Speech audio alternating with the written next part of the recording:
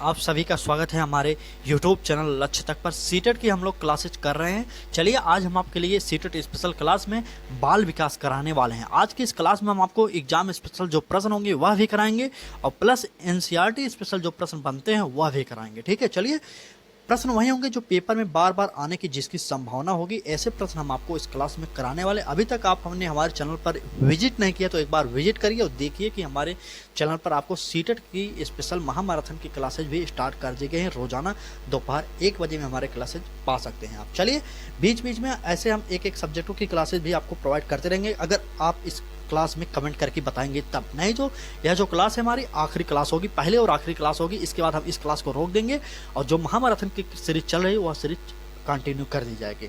सिर्फ आज की ये क्लास हम आपके लिए लेकर आए, उसके बाद हम रोजाना महामैराथन की क्लासेज आपको फिर से प्रोवाइड करने वाले हैं। चलिए आज हमारे पास समय कम था, थोड़ा बिजी थे, इसलिए हम आपके लिए सिर्फ एक ही विषय की क्लास कराने वाले हैं। तो चलिए क्लास को स्टार्ट करते हैं। कल से फिर महामैराथन की क्लासेज स्टार्ट हो जाएंगी। आज इस क्लास को देख लीजिए। ठीक है, चलिए पहला प्रश्न है हमारा, किसी विद्यार्थी की सबसे महत्वपूर्ण विशेषता है? क्या विशेषता है? ए ऑप्शन उत्तरदायित्व की अनुभूति, बी ऑप्शन ईमानदारी, सी ऑप्शन सहभागिता और डी ऑप्शन आज्ञाकारिता। चलिए कमेंट करके उत्तर बताइए क्या हो जाएगा इस प्रश्न का उत्तर। अगर आपसे कहा जाए किसी विद्यार्थी की सबसे महत्वपूर्ण विशेषता क्या होगा तो वह होगा आज्ञाकारिता। डी ऑप्शन हमारा सही हो जाएगा, आज्ञाकारिता। ठीक है, डी ऑप्शन सही हो जाएगा। हम यहाँ पर क्लास को थोड़ा स्पीड करेंगे क्योंकि कम समय में अधिक प्रश्नों की प्रैक्टिस सेट हमें करना है और हमारे चैनल का यही लक्ष्य है, क्योंकि इधर उधर की बात हम नहीं करेंगे, सिर्फ प्रश्न और पॉइंट टू पॉइंट बात करने वाले हैं। ठीक है, इस क्लास में जितना भी समय लगता है आप समय जरूर दीजिएगा। कम से कम आप 10 मिनट का समय इस क्लास के लिए निकालिए, आपसे हाथ जोड़ के निवेदन करना चाह रहे हैं। ठीक है, चलिए अगला प्रश्न देखते हैं। प्रश्न है, आप किसी कक्षा में पाठ पढ़ाते हैं और एक विद्यार्थी विषय से असंबंधित एक प्रश्न पूछता है, आप क्या करेंगे? ठीक है, अगर आप खुद सोचिए, आप एक अध्यापक हैं और कोई छात्र आपसे विषय से जो पढ़ा रहे हैं उससे संबंधित ना प्रश्न पूछकर दूसरे विषय से संबंधित प्रश्न पूछता है तो आप क्या करेंगे? चलिए ए ऑप्शन देखते हैं, उसे असंबंधित प्रश्न पूछने की अनुमति देंगे। बी ऑप्शन उसे असंबंधित प्रश्न पूछने की अनुमति नहीं देंगे। सी ऑप्शन उसे गैर अनुशासित समझकर दंडित करेंगे और डी ऑप्शन कक्षा के बाद प्रश्न का उत्तर देंगे। चलिए कमेंट करके उत्तर बताइए। हम आपको बता रहे हैं कि अगर बच्चा कोई है जो असंबंधित प्रश्न पूछ रहा टॉपिक से तो आपको मना नहीं करना है, उसे बाद में उत्तर देने के लिए बोल देना है, क्योंकि आप कक्षा के बाद उसे उत्तर दे सकते हैं। देखिए हम सिर्फ पॉइंट की बात कर रहे हैं, यहाँ पर ये तीनों ऑप्शन क्यों कर रहे हैं ये हम आपको नहीं बताएंगे, आप खुद ही सोच सकते हैं। ठीक है, अगर आपसे यहाँ कहा जा रहा है असंबंधित प्रश्न पूछने की अनुमति नहीं देंगे, यह गलत हो जाए, क्योंकि बच्चे के अंदर जो जिज्ञासा है आपका दायित्व बनता है कि आपको उसकी जिज्ञासा को खत्म करना पड़ेगा, तो ये जो है गलत हो जाएगा। उसे असंबंधित प्रश्न पूछने की अनुमति नहीं देंगे। देखिए दोनों टॉप प्रश्न जो हैं लगभग एक ही हैं। ठीक है, चलिए अगला प्रश्न देखिए। यहाँ पर अनुमति देने की बात की गई, यहाँ पर नहीं देने की बात की गई। ठीक है, चलिए हमारा डी ऑप्शन इस प्रश्न का सही हो जाएगा। अगला प्रश्न देखिए। अगला प्रश्न है हमारा, प्रश्न देखिए, प्रश्न है, एक सामान्य 12 वर्ष की आयु के बच्चे में सबसे अधिक होना संभव है? क्या होना संभव है? ए ऑप्शन कुल प्रेरक समन्वय में कठिनाई, बी ऑप्शन वयस्कों को खुश करने के बारे में दुश्चिंता की अनुभूति और सी ऑप्शन वयस्क और यहाँ में उसकी रुचियों को सीमित करना, समकक्षी अनुमोदन के लिए बेचैनी। हमारा डी ऑप्शन हो जाएगा। चलिए कमेंट करके उत्तर बताइए। एक बार फिर ऑप्शन देख लीजिए, प्रश्न फिर से पढ़ लीजिए। चलिए, एक सामान्य 12 वर्ष की आयु के बच्चे में सबसे अधिक होना संभव है? क्या संभव है? कुल प्रेरक समन्वय में कठिनाई, बी ऑप्शन समवयस्कों को खुश करने के बारे में दुश्चिंता की अनुभूति और सी ऑप्शन अब और यहाँ में उसकी रुचियों को सीमित करना और डी ऑप्शन समकक्षी अनुमोदन के लिए बेचैनी। चलिए कमेंट करके उत्तर बताइए। चलिए तो इस प्रश्न का जो उत्तर हो जाएगा वो होगा डी ऑप्शन हमारा सही हो जाएगा। इस प्रश्न का डी ऑप्शन सही हो जाएगा। अगला प्रश्न देखिए। अगला प्रश्न है हमारा, विद्यालय से विद्यार्थियों के भाग जाने का कारण क्या है? आपसे पूछा जा रहा है विद्यालय से विद्यार्थियों का भाग जाने का कारण क्या है? ए ऑप्शन देखिए, कक्षा शिक्षण में रुचि का अभाव, बी ऑप्शन विद्यार्थियों के अध्ययन में रुचि का अभाव, सी ऑप्शन विद्यार्थियों को दंड नहीं देना और डी ऑप्शन समस्या के प्रति शिक्षकों की निर्णय अभिवृत्ति।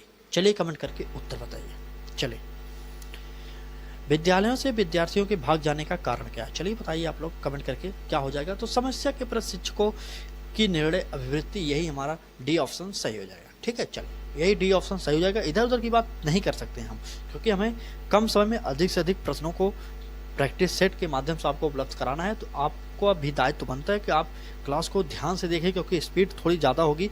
अगर आप इधर उधर ध्यान देंगे तो आपको समझ में नहीं आएगा। ठीक है, पॉइंट टू पॉइंट इस क्लास में हम आपको बताने वाले हैं। महामैराथन की जो क्लासेज होती है उसमें आपको विस्तार से भले बता सकते हैं, लेकिन इसमें जो है हम आपको स्पेशल जो क्लास कराते हैं वो बहुत ही स्पीड से कराते हैं। ठीक है, चैनल पर नए हो तो सब्सक्राइब करके बेल आइकन को जरूर ऑन करिए, जिससे आपको नोटिफिकेशन मिलता रहे। पहले खुद सीटेट पास हूँ तब आपको पास कराने की कोशिश कर रहा हूँ। ठीक है, चलिए CDP 30 में 30 नंबर मैंने पाया है।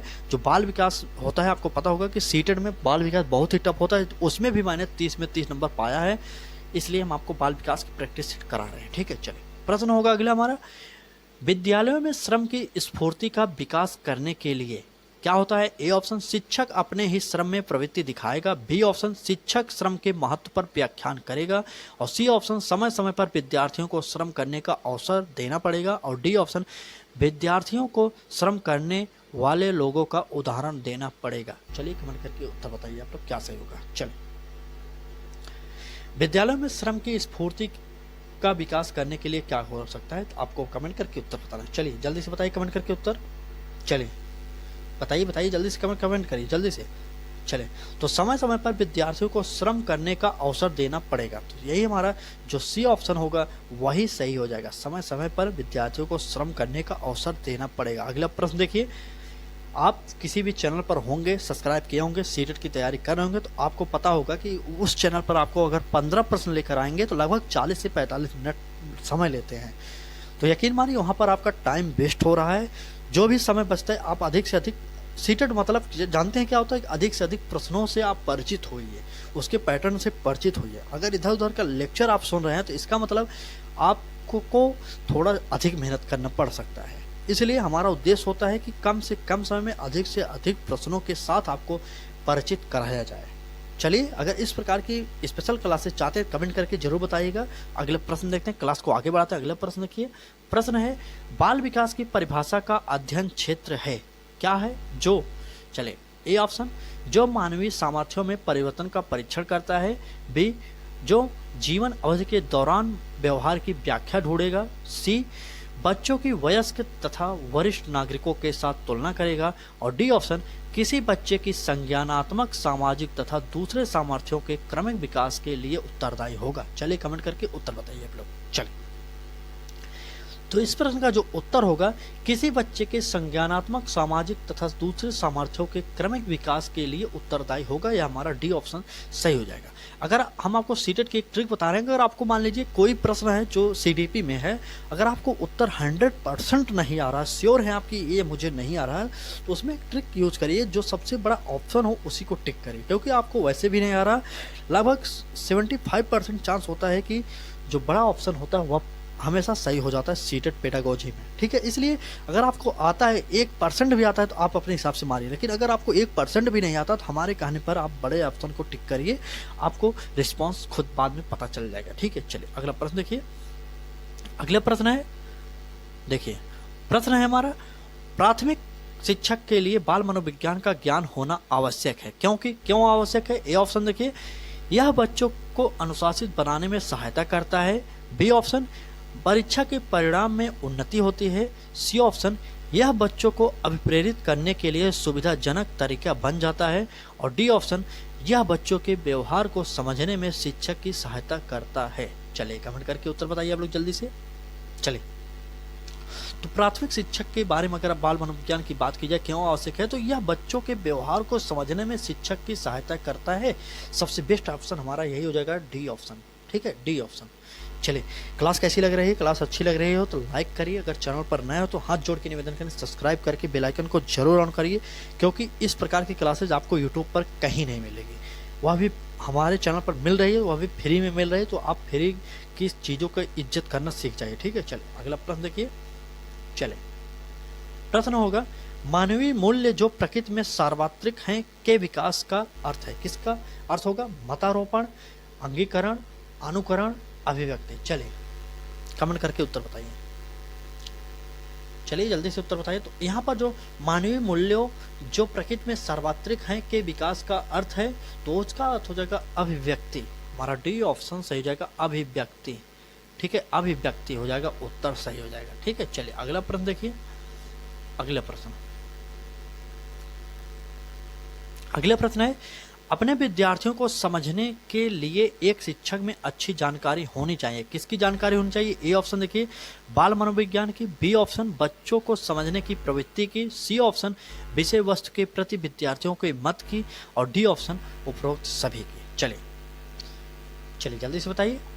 अपने विद्यार्थियों को समझने के लिए एक शिक्षक में अच्छी जानकारी होनी चाहिए। किसकी होनी चाहिए? आपको पता होना चाहिए, क्योंकि आप अगर इन सभी तीनों चीज़ों से बाल मनोविज्ञान की जानकारी होगी तब भी अच्छा है, बच्चों को समझने की प्रवृत्ति होगी वह भी ठीक है, विषय वस्तु के प्रति विद्यार्थियों के मत की सोच को आप समझेंगे वह भी ठीक है, और इसलिए हमारा डी ऑप्शन सही हो जाएगा। ठीक है, डी ऑप्शन उपरोक्त सभी हो जाएगा, ये तीनों कट जाएंगे। ठीक है, चलिए